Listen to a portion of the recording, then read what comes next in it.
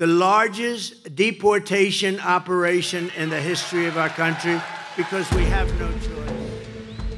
অভিবাসীদের ফেরত নিতে অনাগ্রহী দেশগুলোর সঙ্গে ব্যবসায়িক সম্পর্ক ছিন্ন করার হুমকি দিয়েছেন মার্কিন যুক্তরাষ্ট্রের নির্বাচিত প্রেসিডেন্ট ডোনাল্ড ট্রাম্প।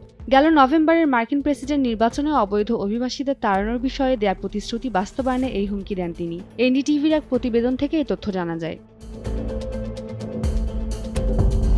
মার্কিন প্রভাবশালী সাময়িকী টাইমের বর্ষসেরা ব্যক্তিত্ব নির্বাচিত হওয়ার পর এই সংবাদ মাধ্যমকে দেয়া সাক্ষাৎকারে ট্রাম্প বলেছেন, আমি তাদের প্রত্যেকটি দেশে ফেরত পাঠাবো, নতুবা আমরা সেসব দেশের সঙ্গে ব্যবসা বাণিজ্য বন্ধ করে দেব। 2024 সালে দ্বিতীয়বারের মতো টাইমের বর্ষসেরা ব্যক্তিত্ব নির্বাচিত হয়েছেন ডোনাল্ড ট্রাম্প। যুক্তরাষ্ট্রের রাজনীতিতে তার ঐতিহাসিক প্রত্যাবর্তনের স্বীকৃতি হিসেবে তাকে এই খেতাব দেওয়া হয়েছে। এর আগে 2016 সালে প্রথমবার এই স্বীকৃতি পেয়েছিলেন তিনি।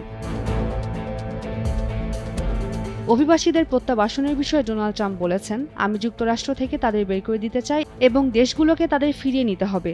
আর তারা যদি অভিবাসীদের ফিরিয়ে না নেয় তাহলে আমরা সেসব দেশের সঙ্গে ব্যবসা করব না। আমরা সেই দেশগুলোর বিরুদ্ধে চড়া শুল্ক আরোপ করব। যুক্তরাষ্ট্রের রিপাবলিকান দলীয় নির্বাচিত এই প্রেসিডেন্ট বলেন, যেসব দেশ অভিবাসীদের ফেরত নিতে অস্বীকার করবে তাদের জন্য ব্যবসা বাণিজ্যকে অত্যন্ত কঠিন করে তুলবেন তিনি। ওই সব দেশের বিরুদ্ধে চড়া শুল্ক চাপিয়ে দেওয়া হবে। ডোনাল্ড ট্রাম্প বলেন, অভিবাসীদের দেশ থেকে বের করার জন্য যা কিছু করার প্রয়োজন আমি তা করব। আমি চাই না তারা বছরের পর বছর ক্যাম্পে বসে থাকুক, তাদের দ্রুত ফেরত পাঠাতে হবে। যদি প্রয়োজন হয় তবে নতুন ক্যাম্পও তৈরি করব, তবে আমি আশা করি এর দরকার পড়বে না। তিনি আরও বলেন, আমি অভিবাসী পরিবারগুলোকে আলাদা করতে চাই না, বাবা মা এবং সন্তানদের একসঙ্গে ফেরত পাঠানোর ব্যবস্থা করব। যুক্তরাষ্ট্রে কেবল বৈধ উপায়ে লোকজন প্রবেশ করতে পারবে। ট্রাম্প জানান, আমরা চাই না কারাগার থেকে লোকজন আমাদের দেশে আসুক। ভেনেজুয়েলা সহ অন্যান্য দেশের বন্দীদের আমরা গ্রহণ করব না। অবৈধ অভিবাসীদের ফেরত পাঠাতে যুক্তরাষ্ট্রের সামরিক বাহিনী ও ন্যাশনাল গার্ড ব্যবহার করার পরিকল্পনার কথাও জানিয়েছেন ট্রাম্প। তিনি বলেন, আইনের মধ্যে থেকে যতদূর সম্ভব ব্যবস্থা নেওয়া হবে।